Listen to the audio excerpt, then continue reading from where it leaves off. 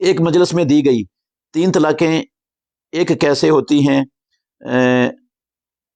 خلاصہ بتا دیں جی۔ سنن مسلم شریف کے اندر حدیث ہے، صحیح مسلم میں کتاب الطلاق ہے، بابو طلاق الثلاث ہے، حدیث نمبر ہے 3671۔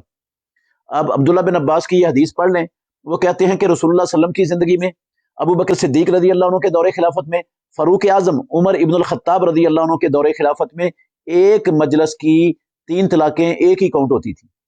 پھر فاروق اعظم رضی اللہ تعالیٰ عنہ نے کہا کہ جس معاملے میں لوگوں کو سوچ و بچار کی مہلت دی گئی تھی اس میں انہوں نے جلد بازی کی ہے، کیوں نہ ہم ان پر تینوں لازم کر دیں، تو انہوں نے پھر تینوں لازم کر دیں۔ رسول اللہ صلی اللہ علیہ وسلم کی زندگی میں دین مکمل ہو چکا تھا، تو قیامت تک وہی دین رہنا ہے، آپ کے بعد نہ وہی کسی پر اتری ہے نہ قیامت تک اترنی ہے۔ تو جو رسول اللہ صلی اللہ علیہ وسلم کی زندگی میں حکم تھا وہ آج بھی وہی ہے اور قیامت تک وہی ہے۔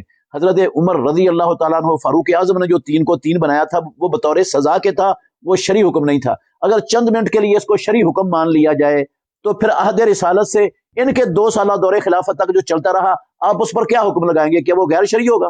شرعی تو یہ بن گیا، پھر تو وہ غیر شرعی بنے گا۔ یہ کیسے ممکن ہے کہ نبی کے زمانے والا غیر شرعی ہو جائے اور بعد میں شرعی ہو جائے؟